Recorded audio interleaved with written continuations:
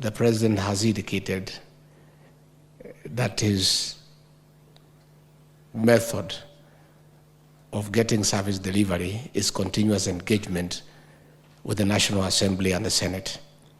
So these meetings are a continuation of that policy of continuous engagement. Those who are elected in the 13th Parliament may think this is the way things were done before. So those of us who are there know how difficult it was to engage at this level. And whatever engagements were there were not engagements. They were monologues.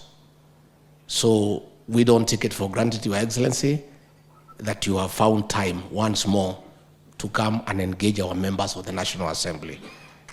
The Hustler Fund has been rolled out, and the President wants, when you go for recess, to continue explaining to our people the way it is operating, and most importantly, to urge them to pay.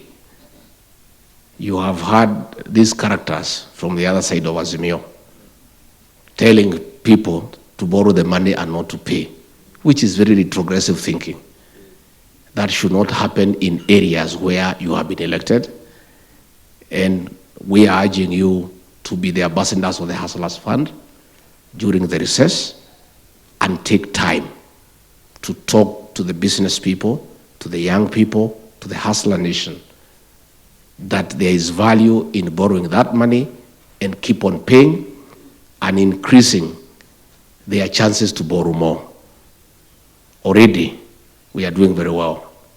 More than 9 million people, as of this morning, have registered for the Hustler Fund. Another 3.7 million people have already borrowed money to the tune of 2.8 billion. And what is very, very encouraging is that already 124 million has already been paid back, which means that the concept has been well received and people are borrowing and paying.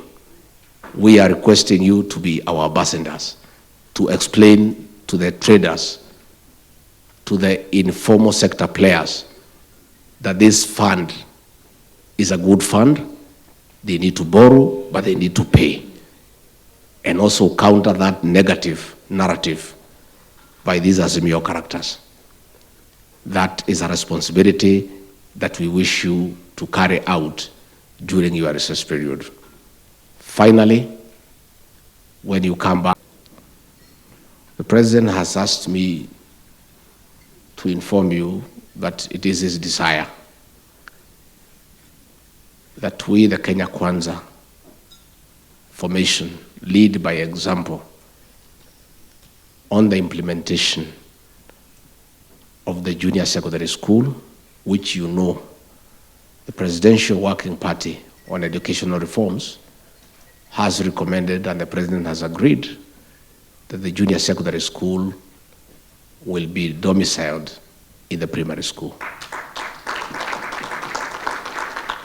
And we want to urge you, during your recess, to go and plan with the teachers and the BOMs on how, using the money from the national government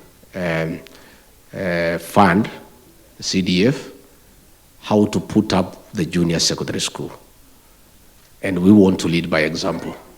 If this divide of our politics start by way of example, because we are government, using CDF funds to put up the junior secondary school within a very short time, the rest of the country will follow suit.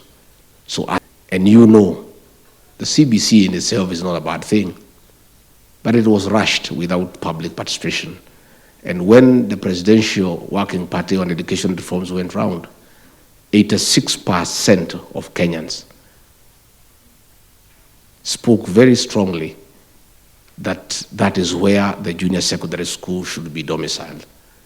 And we are therefore asking you to agree to commit funds from CDF to provide leadership and to spearhead over the implementation of that program. And that is one of the things that the president would want to discuss with you. He will like when he comes, you'll have agreed on how to go about it and set timelines for yourself. I am aware that the Finance Committee is vetting the CRA commissioners. And again, we want to urge you to finalize so that that institution is fully constituted to enable government carry out its work. As you proceed on recess, the majority leader has moved a motion to have a special sitting of the National Assembly so that you can deal with urgent agenda that cannot wait for February when you come back. I request you to create time to come and prosecute that agenda so that even as you proceed with your recess, the business of government can move on. So I'm sure you will create time to come to the National Assembly and deal with matters that cannot wait for February.